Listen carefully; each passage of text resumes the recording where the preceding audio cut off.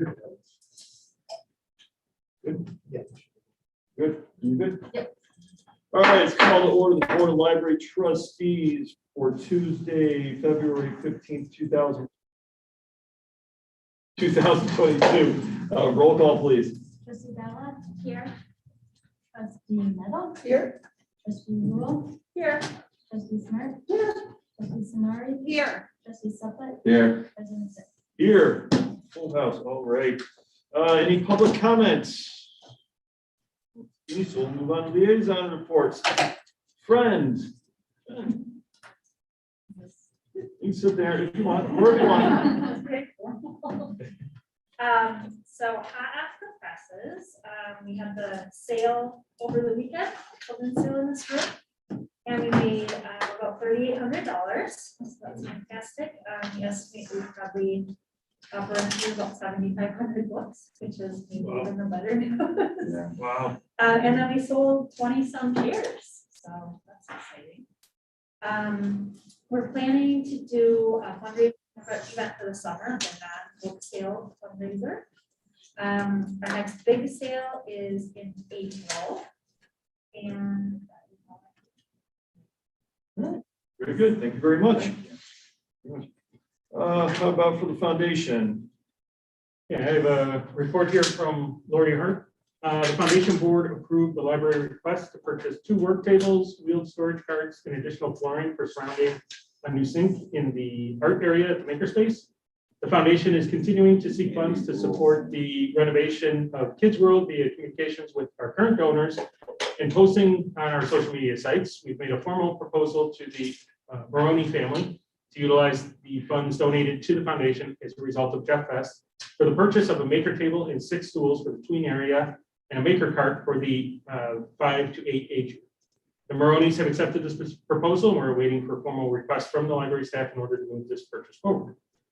The scholarship task force continues to make good progress and have now met with both the Harper Foundation and the Metal Fabricators Foundation, nuts, bolts, and thingamajigs, as well as touring of the Hersey High School makerspace. We will be meeting with 2 local manufacturers in March to learn more of what their actual needs are for workers. And finally, an audit committee has been appointed to review the foundation's 2021 financials. All right, very good. All right, let's keep moving on. Let's go to action item 1, approval of the minutes of the regular board meeting of January 18th, 2022. Do we have a motion for approval? So moved to. That's good. That's good. Who's second? Okay, do you have any comments, clarifications, anything? Okay, all in favor, say aye. Aye. Opposed, nay. Okay, that one passes. Let's move on to action item 2, approval of the minutes of the committee of the whole meeting of February 7th, 2022. Do we have a motion for that approval? I move that the minutes from the committee of the whole meeting from February 7th, 2022 be approved. Second? Second. Okay, any comments, questions, clarifications? Okay, all in favor, say aye. Aye. Opposed, nay. That one passes. Let's move on to item 3, review of the financial report for the period ended January 31st, 2022.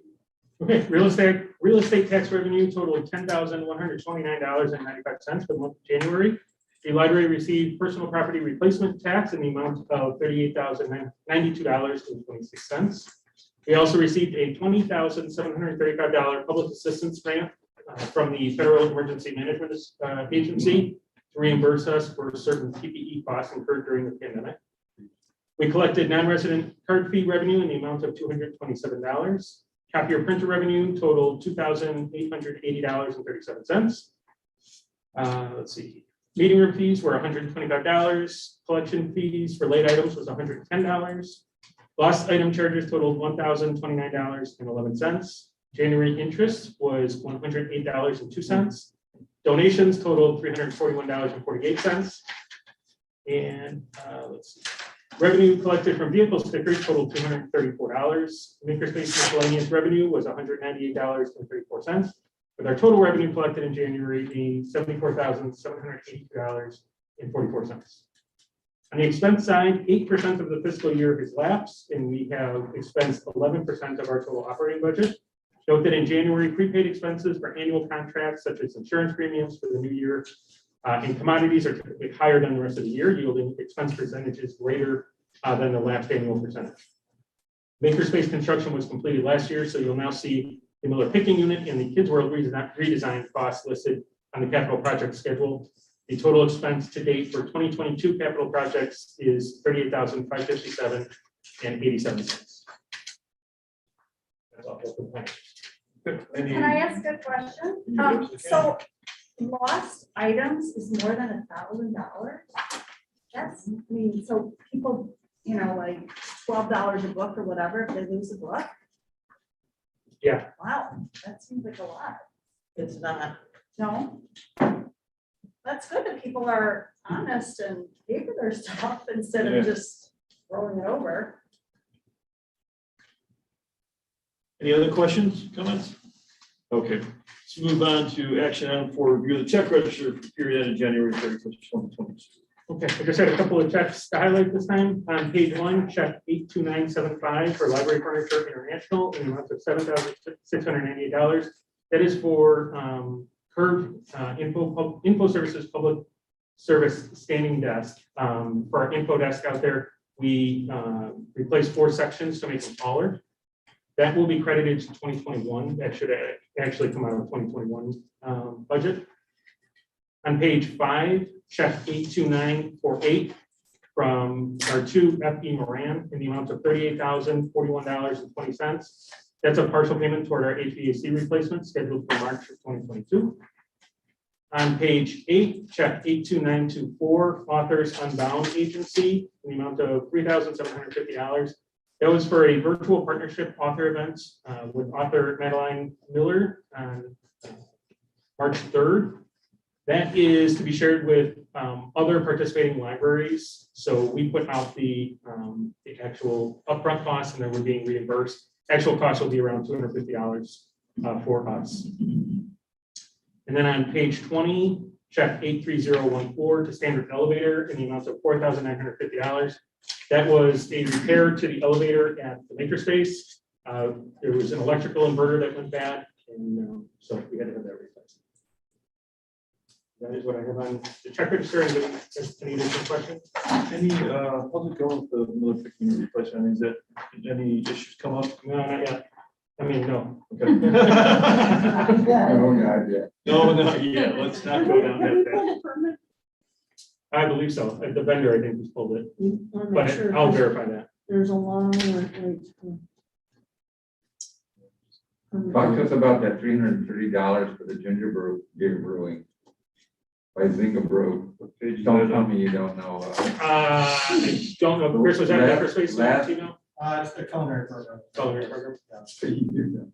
And how did it go? I think it's coming up this month. Oh, it's coming up. You have the date and time by any chance? I can. You can get that to me. Is there space available? They'll be Just safe. register him, please. Gonna audit. Any other comments, questions on that? Okay, do we have a motion to approve that? Yes, we do. I move that we approve the accounts payable check register for Liaison Reports Memorial Library of January 31st, 2022 in the amount of $789,278.27. Second. Okay, any more comments, questions? Good, okay, roll call, please. Trustee Gala, Yes. trustee Meadow, Yes. trustee Rule, Yes. trustee Smith, Yes, trustee Samari, Yes. trustee Suffit, Aye. president Hicks. Yes. All right, let's move on to the executive director's report. Okay, a few things I highlighted in the director's report. On the first page, we have a new language learning app called Bluebird. The library debuted the pronunciation product Bluebird. Bluebird is a language learning app that allows for easy audio lessons in 163 different languages. These lessons are targeted to those who prefer audio-based learning, and it is another helpful database for our ESL students. On page 2, our winter reading challenge, we had 448 kids and tweens participate in the winter reading challenge. With the library open to in-person service, the program once again included hands-on activities. Children's in grades K through 3 had the opportunity to spin a wheel, which determined the take-home activity, while tweens in grades 4 through 6 earned tokens to receive their activity from the winter reading contraption. Options included both STEM projects and crafts.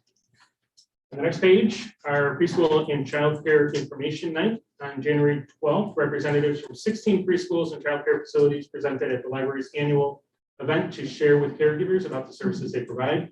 Over the course of 4 limited capacity sessions, 82 customers gathered information to help make decisions regarding their preschool and childcare needs. Page 4.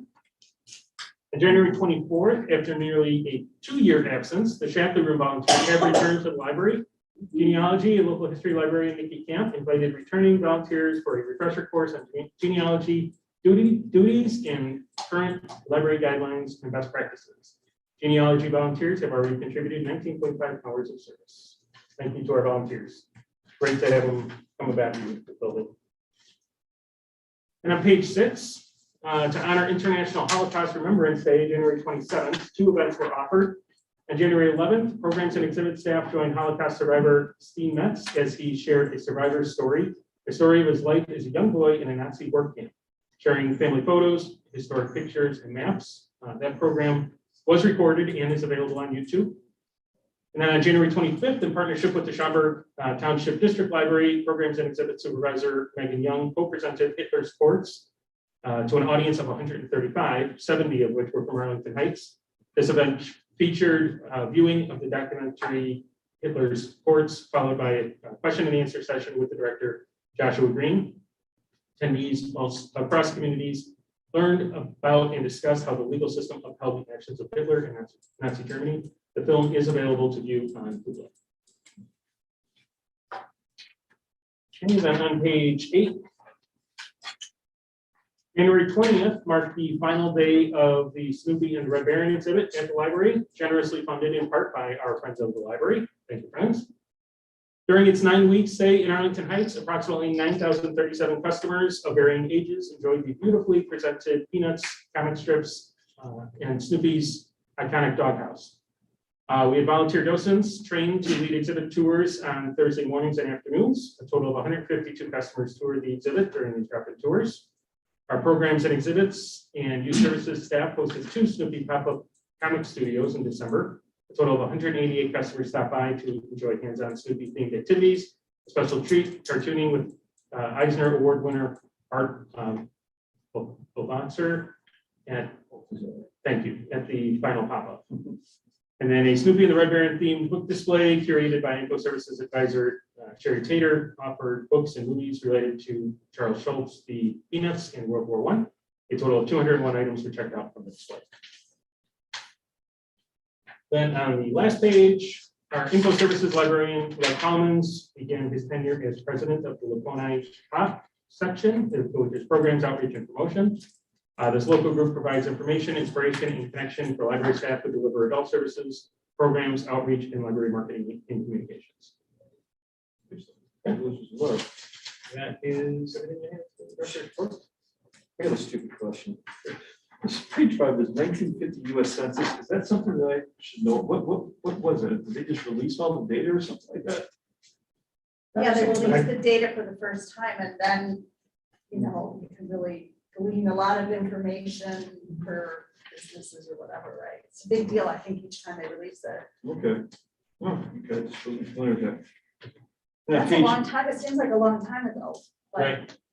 I guess it takes them a long time to get it all together. on page 9, the first thing they need to change that acronym. I'm sorry. Page 9, that top thing, they need to change that acronym. Oh, I know. And I verified that. That is the Okay. actual. Oh, yeah. Sorry, that was just my comment. Any other comments, questions?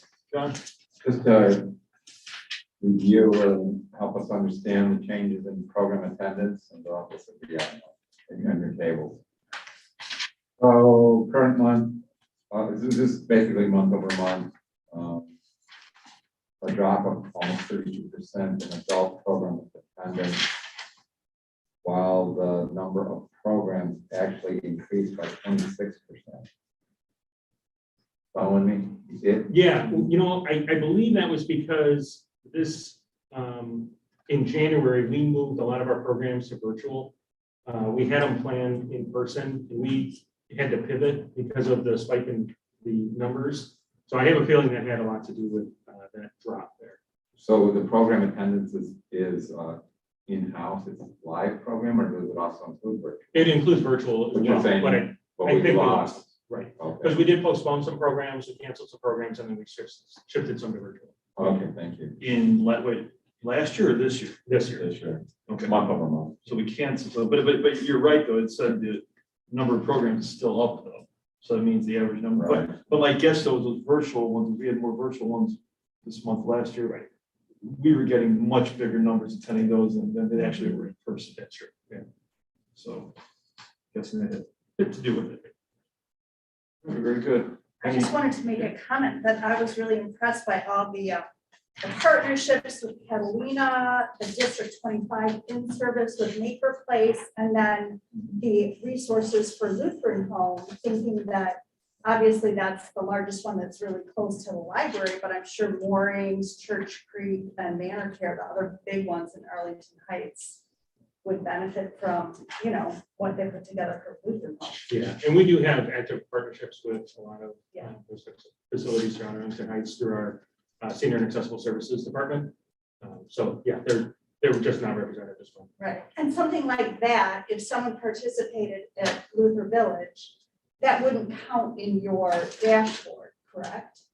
It might. I mean, I'm just saying, like, you know, some things are here or Zoom, but some Right. things might be out in the community. Right, like a one-on-one. Now, if we have programs out in the community, those will count toward our programs. But if they're like one-on-one, home delivery, that kind of stuff like that.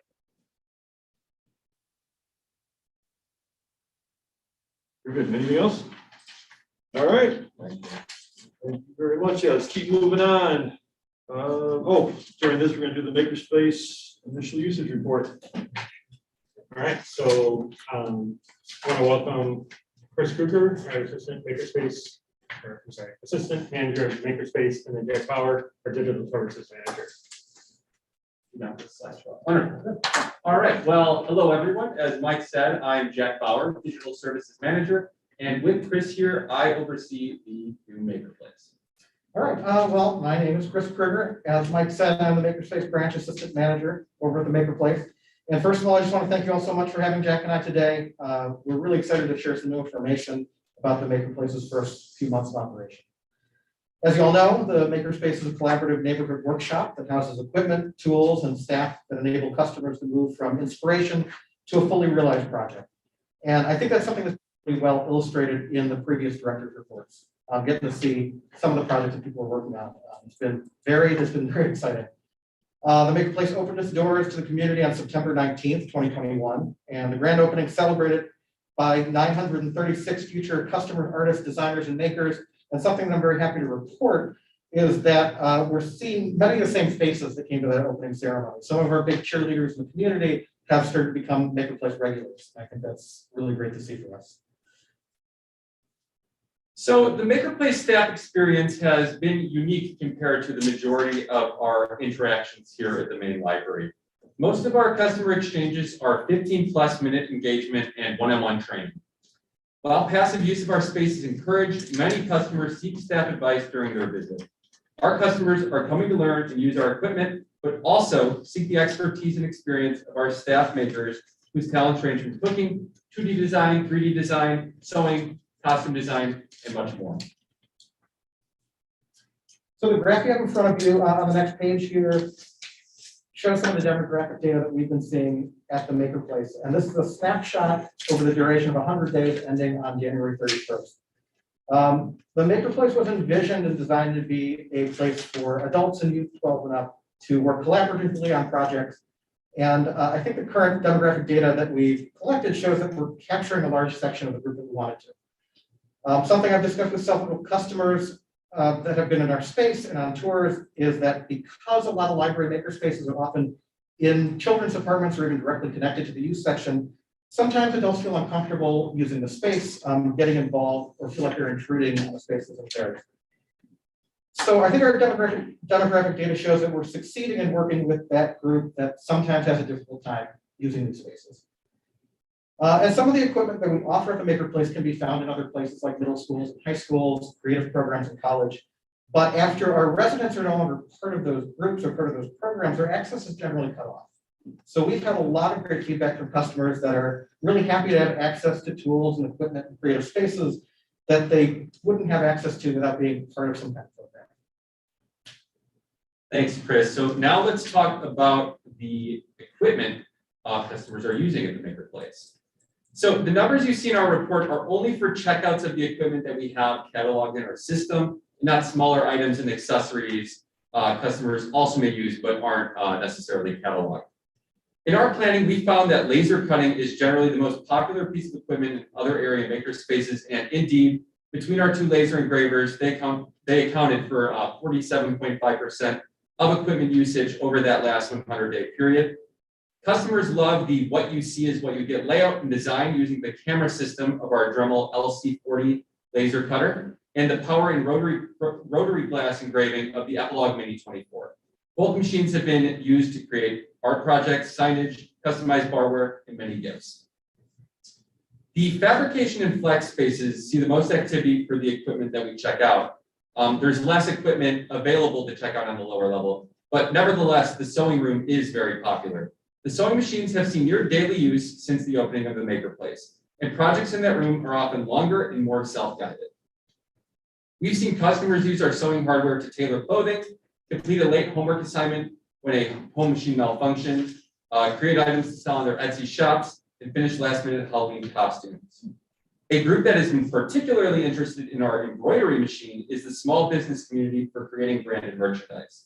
One example is Nick Rubel, founder and athletic coach at B40 Strong. He's used the embroidery machine to create branded athletic wear for his business. In addition to the hardware side of embroidery, the Maker Place also offers a software solution for digitizing logos, art, and branding. The simple auto-digitized process in our Hatch embroidery software allows customers to bring in existing artwork and convert it into an embroidery machine file. This software can be prohibitively expensive for the average embroidery machine user. It is not available in most maker spaces. Our customers have greatly appreciated access to the software for both the Maker Place embroidery machine and for generating files to use at their embroidery machines at home potentially. One more piece of equipment at the Maker Place I'd like to talk about is 3D printing. It's something that I'm very passionate about, and I think our community has been too. Included in your handout is a graph showing our increased usage. We've had 3D printing classes at the library for years, and we've done 3D printing here. But community use of 3D printing equipment has really taken off after we opened the Maker Place. The Maker Place is seeing in a month the number of submitted 3D prints that the library had been seeing in an entire year. So we've been printing things like art, tools, replacement parts, engineering samples, board game pieces. I think the visibility, the ease of access, and the increased 3D printing programming that we're doing is really making an impact on how these are being used, and it's been a great motivator to the Arlington Heights community to use our 3D printers. At Maker Place staff are also looking for ways to use our 3D printers for service projects as well. As you all know, when we received the printers, we originally used them to make face shields and mask extenders for medical staff. Last year, we used the 3D printers to print 203 printed toys for the Harper College Toys for Tots program. And so far this year, we have gotten connected with the representatives from the Illinois Assistive Technology Program to see how the Maker Place's 3D printers could be used to produce assistive devices for Arlington Heights and Illinois residents with disabilities. I included a graph of door counts, Maker Place usage here. Maker Place has been off to a really strong start with an average of 1,000 customers per month over our first 3 full months. On weekdays, we see a steady stream of different demographics throughout the day: stay-at-home parents and retired adults in the early hours, young adults after school hours, and working adults in the early evening. On the weekends, we really do see a mix of all of that. And so far, we've identified Wednesday as being our most busy day during the week, and Saturday being our most busy weekend day. Okay, so now let's talk a little bit about Maker Place programming. Since we opened, Maker Place classes have been some of the library's most talked about and most well-attended classes in recent memory. Class attendance has been in the 90% plus range, which is a great indicator of how excited customers are to attend classes. The Maker Place Essentials classes have been very well received by attendees with overwhelmingly positive feedback received from post-class surveys. This series of classes teach the basics of our most popular Maker Place equipment like laser cutting, 3D printing, vinyl cutting, and sewing, with a focus on empowering customers to return to the Maker Place after class to work independently on our equipment. To encourage customers to come back to work on their own unique individual projects, the Maker Place Essential classes use the same sample project every session. Novel and intermediate Maker classes will be introduced once the Maker Place Essential registration rates are more similar to the average library programs. Since it began in November, culinary programming in the Maker Place kitchen is more popular than even the Maker Place Essential classes. These types of classes at the library, at a library are very uncommon, and we are still kind of learning and making adjustments to meet demand. For March programs, Maker Place registration opens a day later than the rest of the library programming to allow staff to focus on helping customers through those busiest signups. Our programs and exhibits department, which coordinates these classes, the culinary ones, will have more to share as we learn and gather more data in the months to come. So also in January, as we mentioned, we did make a shift to virtual because of the Omicron spike. And thankfully, we did not have to cancel any programs outright, and we were able to present abridged versions of the Maker Place Essentials classes and included suggestions for free and open source software for customers to work along with at home. Customers that joined were appreciative to have a safer way to attend and were excited to come into the building and practice what they learned afterwards, potentially. When appropriate, staff created drop-in class material kits so participants could complete the project as their schedule allowed. While the switch to virtual programming required reformatting of our classes and program materials, we took this as an opportunity to make our class materials available online in perpetuity. Staff will be recording and publishing condensed versions of Maker Place Essential classes to the library website for online asynchronous training for our customers. This content will be a great way for customers to learn our equipment at home and at their own pace. It will also give customers unable to attend in-person classes access to many of the same tips, tricks, and training they would receive at the Maker Place. Yeah. A little bit about outreach at the Maker Place. Maker Place staff have given many tours to school and library groups since our opening in September, and we've connected school groups with our youth services department for tours and projects, and we've worked with teachers trying to find additional resources and equipment for their students. We've had quite a few local libraries come through the space, and just to see how we're set up, how we're operating, some of which are coming in, planning their own new spaces, some of which have their own and just want to see how we're doing things differently. And just to note that the library groups we've had through our space have been universally impressed with what we've been able to do with our building and the services that we offer. Everyone that worked on this project is extremely proud of the final product, and it's just been very rewarding to see our industry peers reacting so positively to the Maker Place. Now to date, we've given tours to 163 educator, library, and other related industry staff. But in addition to that, the Maker Place staff have worked with the library's business liaison to provide tours and programming to the Arlington Heights business community. In November, the Maker Place hosted a large after-hours networking event attended by 67 members of the Arlington Heights Chamber of Commerce. In addition to that, we've also hosted some smaller business groups during operating hours that include equipment demonstrations facilitated by Maker Place staff. One of the most recent meetings, Maker Place staff gave a small introduction and demonstration of the printed vinyl covers. So those can be used to create window claims, hours of operations, and addresses for the windows of your business. Okay, so now I just want to talk a little bit about our supplies that we have for sale at the Maker Place. We provide a selection of supplies and materials that complement most of the popular pieces of equipment. Supply costs include a small markup, but are priced consistent with the market.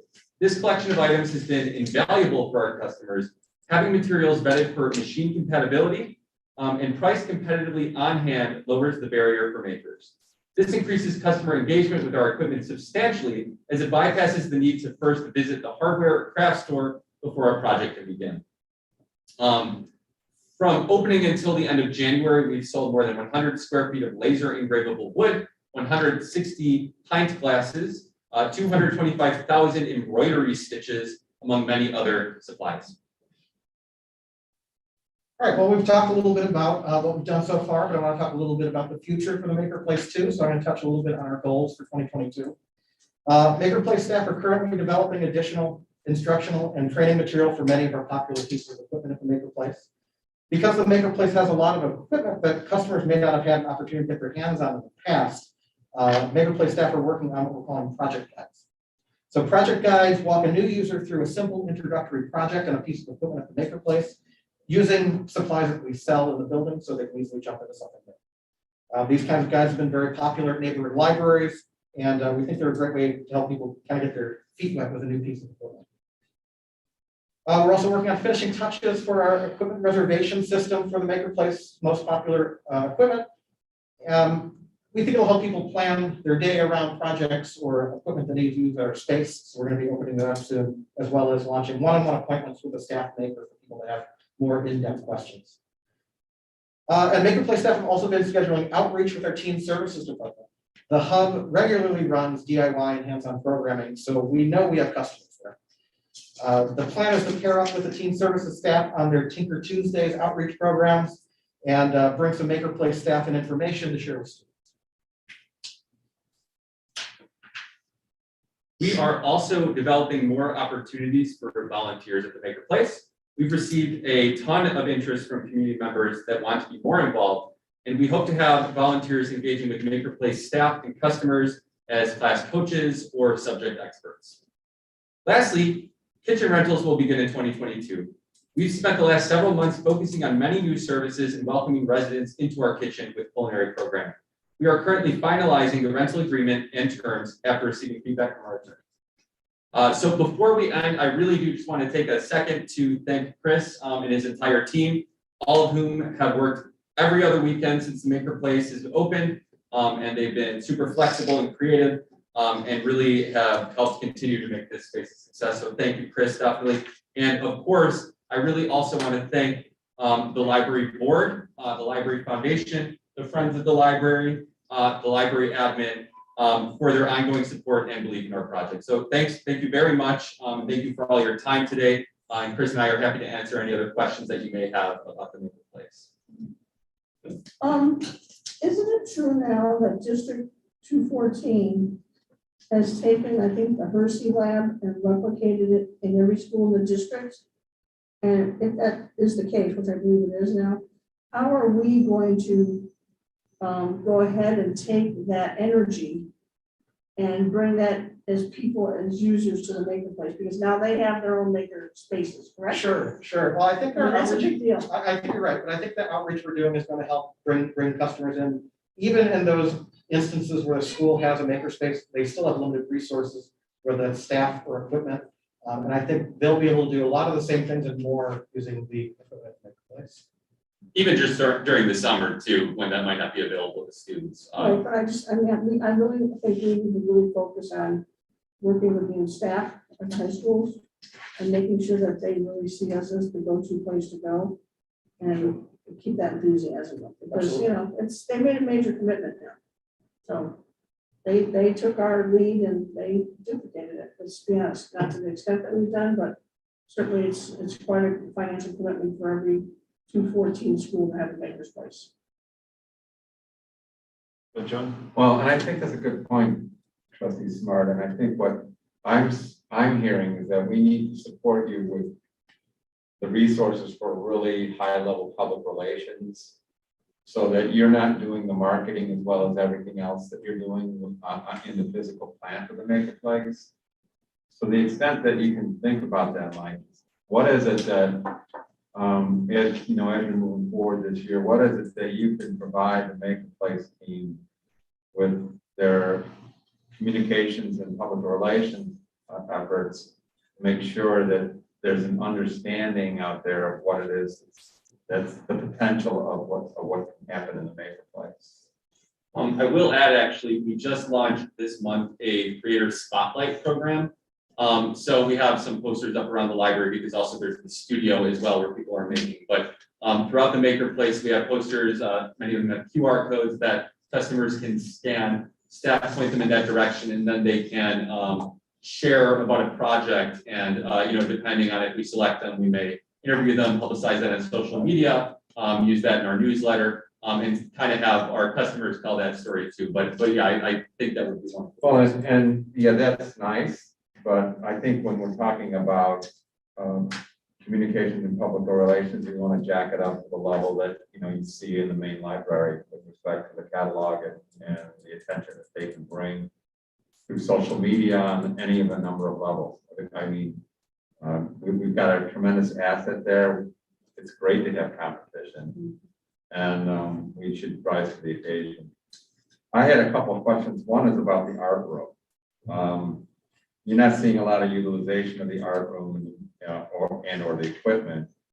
Is there have we designed programming around that yet? So we do have a few programs in the art room. One unfortunately got postponed when we moved to virtual last month.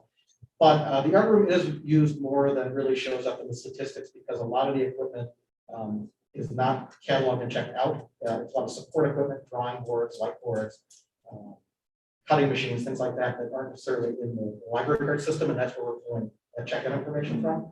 So it is utilized, but I guess there's less data there to show for it. Yeah. That Tuscany thing in your director's report, was that one of these? I believe it was, that was, oh no, that was Art of the Building, that was our senior and accessible services. Oh, senior accessible. So that's, I guess what I'm thinking is, again, the programming around the art, I think, that's a great example of something that you could do. I mean, you don't want to compete against yourself, in the senior center, but certainly there's some opportunity there. That's it. Thanks very much. Just to speak to your comment, I got one more thing. Go ahead.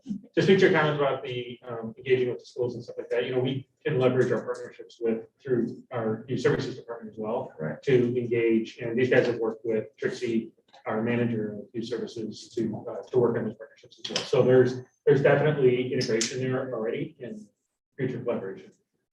Jack, you had mentioned, we were talking about switching to virtual, and you were going through the descriptions of your experience there. And it seems like you had discovered something in the process with respect to the popularity of virtual programming.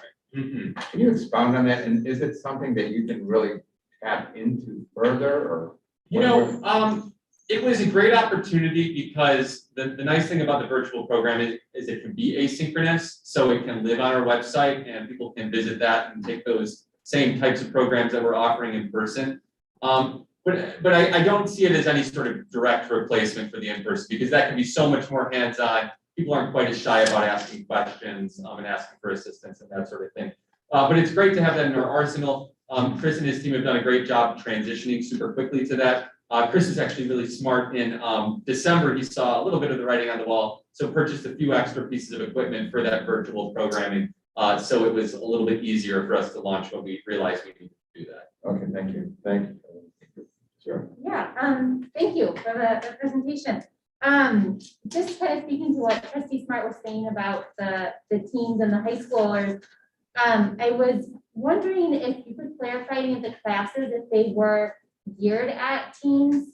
I tried to keep up and read, but if there has been recently. The majority of the classes that we provide are designed for 12 and up, so they certainly catch that group.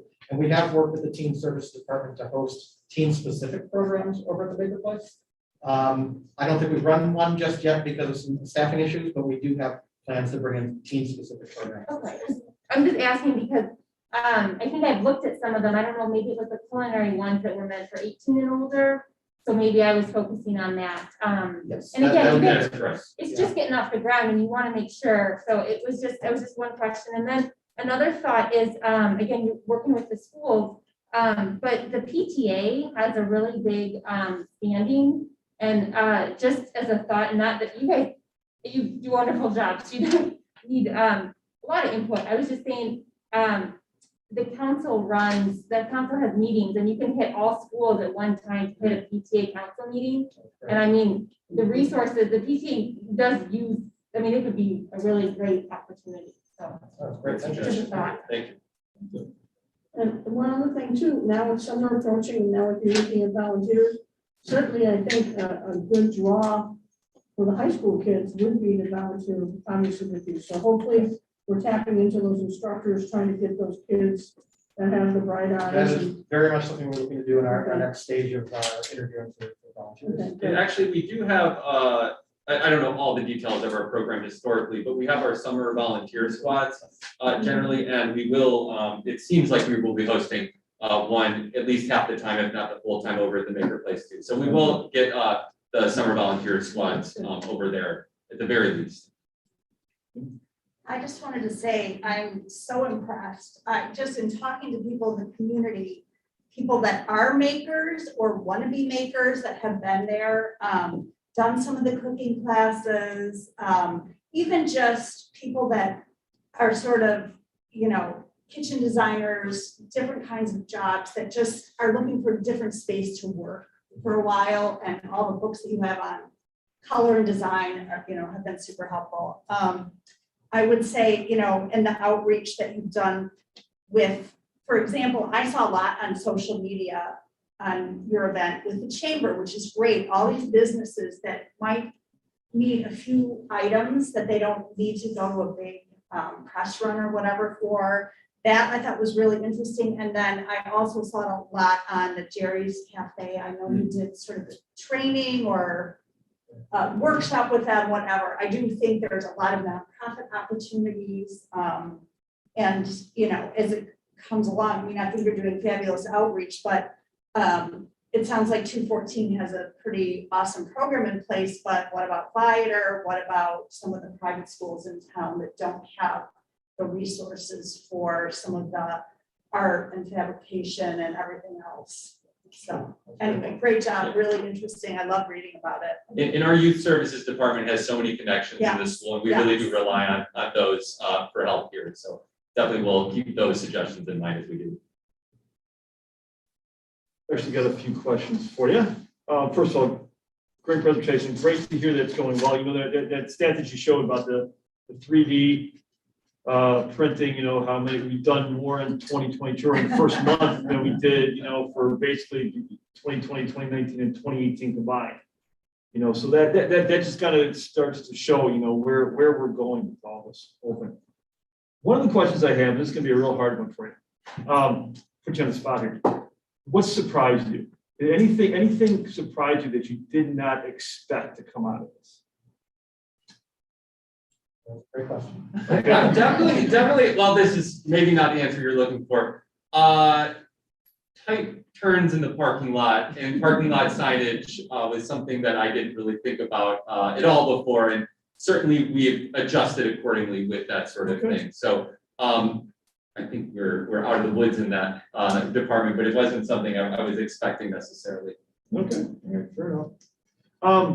The only number in here that I had any concern with, that I was curious about, was the fact that in January, we were almost, and if you said this already, I apologize if I missed it, but you were half the door count as we were the 3 previous months. Well, I think there are 2 reasons I can easily pick out for that. One is that is kind of the ebb and flow of maker spaces in libraries, in members for libraries after the holidays. We see a slump pretty much across the board. That's something that's been confirmed with the makerspace user groups and other libraries. So I think part of that is normal. I also think the fact that we moved our program to virtual meant that we had about 150 seats not in the building. And a lot of those people come back a second time to pick up projects and things like that. So potentially even more. And the same thing with the Omicron spike as well. That month certainly was the peak of it, I believe. Good. All right, all makes sense. Appreciate that. John, I did appreciate your question about the art space too. I was kind of curious there too. Goals. First of all, the reservation one. Are we going to tie that in with our online, the thing that we have on our website? Or are we trying to tie it in with that? So we're definitely going to use the same system. I think we may be doing a little more manual process in the beginning because we find a lot of our new users need a little more help figuring out what tool or what piece of equipment they really want to use. Okay. So I think we're going to try to interact with them a little bit more than just to fully automate it on the website. But yes, we're going to be using the same backend system. Okay. All right. Good. To you, are you? I know this is relatively new. It's still new, but thought process on setting goals. How far are you taking this out? Are you sitting there saying, that, okay, this is what we're going to do for the first quarter, and these are the type of programs that we're going to have, second quarter, doing a whole year. I'm just a little curious about the methodology and how you're getting that. Yeah, well, we definitely are basically doing that a year at a time. And what you saw are kind of the overview, abridged version of the goals, kind of the big stuff. There's a lot of probably nitty gritty ones too that, might not make it to this report. But, generally, we've done kind of the same in various departments in the library, digital services at large. We usually do a period towards the end of the year, early beginning of the next year, and kind of plot out all of the things we noticed that came up this year that we might want to address, any ideas that came up, and then just things that we want to strive for too. Sometimes they are as granular as like, we would like to complete this in quarter one, and that would be probably more like the reservations that you see here. Whereas, the whole year, we might be looking at the new ways we can integrate the volunteers throughout, because that won't be something that is quite as immediate and that sort of thing. Okay. Do you have anything to add about that, Yeah, I Chris? think that covers it very well. Okay, good. So when you're setting these goals, by the way, do you, and these are great, projects that you're going toward, but are you doing it any numbers based? Are you sitting there saying that we want to have X amount of people come in for fabrication, for art, for whatever, for the programs? Are you doing that, or is it just kind of based like this?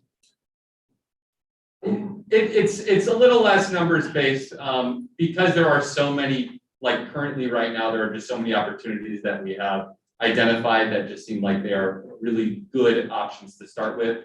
But as we go, definitely, looking at it numerically, I think is a great suggestion. Yeah, 'cause I think is, and again, the process by saying I understand we're still getting up and running here, but you got a lot to learn. But yes, if you kind of put some numbers to it, saying, hey, we want this many people to come in these doors, do this many type of things, because that'll help you figure out a little bit more what kind of classes you need to have, what kind of marketing we need to do, what kind of whatever you need, because it'll help point you. And plus, for this group too, it's nice to see those type of things, and we can sit there and say, okay, we're being successful because we've accomplished some of these goals, and we know where we're going to. So I would just kind of think of that, as you're going forward. Absolutely. Thank you. That's all I had. Anybody else? All right, gentlemen, thank you Thank you for your very time. much. Appreciate that. Great job. Stop by. I have like 1,000 projects. I'm gonna be sick of it. Okay, let's move on to old business. Action item 5, approval of 2020 Illinois Public Library annual report of 2021. I'm bringing forward tonight the DIPLR annual report for 2021. These are the statistics that you looked at the committee of the whole meeting on February 7th. We're bringing them back tonight for final review and approval. Any questions, or actually, a motion for approval? I move approval of the 2022 Illinois Public Library Annual Report of 2021. A second. It's in the motion, they're supposed to say 2022, or is it supposed to say 2021? This is the 2022 report for 2021. Yeah. So that's kind of why I put it both. Yes, okay, I just want to make sure I had it right. Okay, we had a second, right? Okay, any more comments, questions? Okay, all in favor, say aye. Aye. Opposed, nay. Okay, that one passes. Okay, let's go on to action item 6, approval of the intergovernmental agreement for library services. Okay, so this is another topic that we discussed at the February 7th committee of the whole meeting. Staff are recommending expanding educator library card services by proposing intergovernmental agreements with K through 12 schools within the incorporated boundaries of the Village of Arlington Heights. So in July of 2021, the board approved expanding the educator card pilot beyond the Arlington Heights School District 25 and 214 John Hersey High School, and to add St. Peter Lutheran and St. Viator High School. So we're looking to expand that further now to all K through 12 schools within the incorporated boundaries of Arlington Heights. Do we have a motion for approval? I motion that the Board of Library Trustees approves entering into intergovernmental agreements with K through 12 schools within the incorporated boundaries of the Village of Arlington Heights at the discretion of the executive director. Second. Okay, that was an important part to discretion of the executive director. We talked about that last time. Any comments or questions on this one? I have just one question. Is this something that, like, if I went to the website as a parent, would I be able to see that there's, my child's school will be partnering? I don't believe it's, I don't know that it's represented on the website. I don't know if the schools have done It that. would just be through the school itself that I would be notified as a parent. Okay, I'm just trying to figure out. But this just gives the teachers the ability The to teachers, not the kids. Oh, yeah, okay, work with okay, the school, not the parents. okay. Very good. Just a roll call. Trustee Dara? Yes. Trustee Meadow? Yes. Trustee Rule? Yes. Trustee Smith? Yes. Trustee Samari? Yes. Trustee Saplet? Aye. Yes. All right, move on to action item 7, approval of contract construction management services for Kids World Refresh projects. Okay, so this is also being brought forward after discussion at February 7th committee of the whole meeting. This is for engaging with Shales McNutt Construction to assist in the bidding process, construction oversight, general project consulting for the Kids World project taking place this year.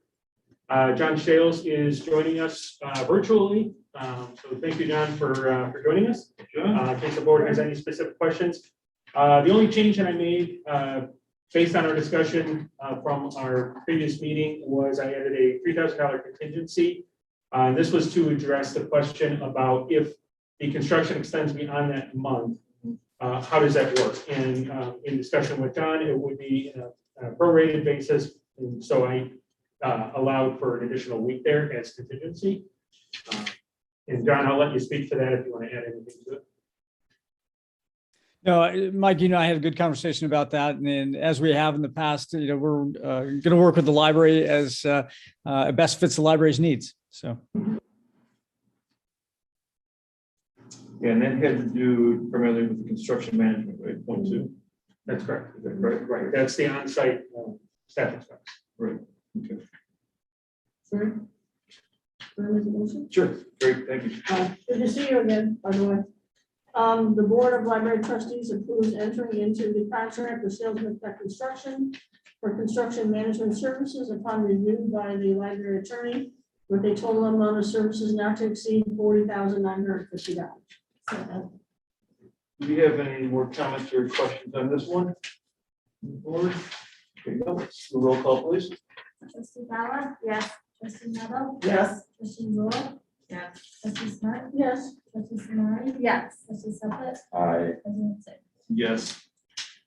All right. Go on to action item 8, acceptance for executive search services for deputy director position. Yeah. Thank you for joining us, John. You're free to go. Yeah, thanks.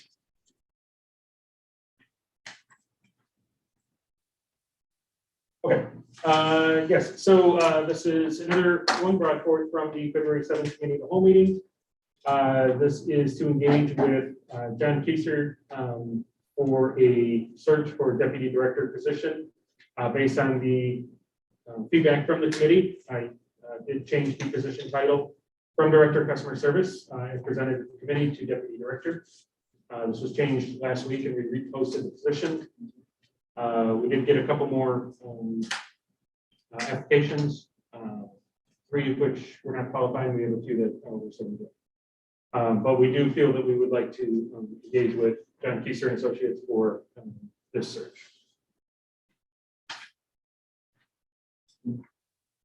Comments, questions on this? Do we, go ahead. I'm just curious, does Arlington Heights, the village or anything have any relationships with, like, do you use certain hotels or airlines when people fly in or are put up in accommodations? No, typically, I mean, we just Whatever. look for the best deal. Yeah, got it. Okay. I just was curious whether we had any kind of deal. So the question I had here was, and I appreciate you, with the title, I think that's going to, simple thing like that, hopefully is going to help.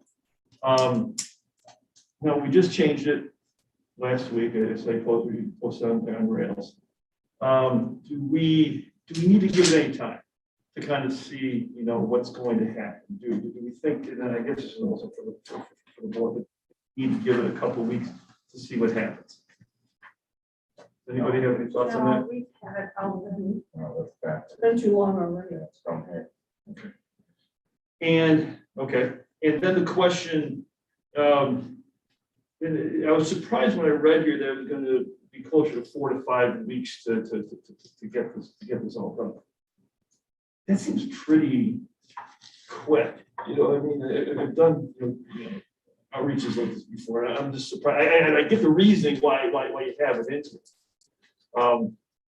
Do we feel comfortable, do you feel comfortable with that they're gonna be able to accomplish that? I can't guarantee it, but he thinks it's gonna be more like 4 to 5 weeks as opposed to 3 months, because we don't have to bring it back to the board for, continue interviews and stuff like that. So he thinks it'll be much truncated. He also just did a search for a director of customer service. So even though the title's changing, I still want to keep the vision the same. And so he feels that he has, good candidates that he can reach out to as well. And he's just gone through this search for another library. And so I think he already has some people that he's thinking that might be good fits. This is not a passive search. This is an active search. So he's a headhunter. He'll be out, looking for people. And so this is going to be a very different set of candidates and like what we've been getting through a past job ad. Okay. He's got a large stable of people. No, I get that. I get that. What about the people that, okay, you said you got a few more candidates, some are not appropriate. Say there's 3 people, can we have those names and say if we get those people? I guess what I'm trying to say is, do we have to pay him if it's one of those people? I think if he does the vetting on it, and stuff, like if we just, Well, I'm just, if you already like. yeah, if I've already interviewed somebody or something like that, then I think that would be, well, I can talk to him about that. But I think once we sign the contract with him, if he's engaging with them, and he's bringing them forward as a final candidate, then it would still be under the contract. Got it.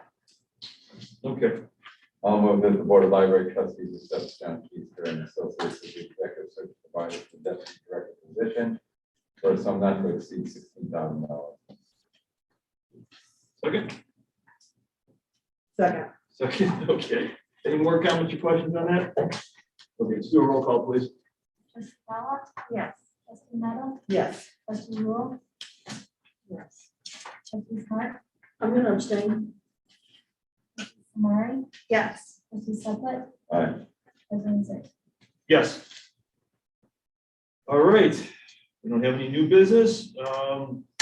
Other update on the Illinois indoor mask mandate. Yeah, so I just wanted to let the board know that I'm sure you've heard the change, state of Illinois mask mandate coming February 28th. That the library will be likely changing our position as well to be in line with state of Illinois and Cook County Public Health. Cook County Public Health has said that they would be following the state of Illinois guidelines. So we don't know all the details yet, but I just want to let you know that our policy may be, or guidelines may be changing at the end of the month. Very good. Sounds. Anything else? All right, can we have a motion to go into closed session, please? I'll move that we go into closed session in accordance with 5 ILCS 120/2C1 for the purposes of discussing personnel issues. Do we have a second? I second. All in favor, say aye. Aye. Opposed, nay. Okay, we are now in the going into closed session. Thank you all very much.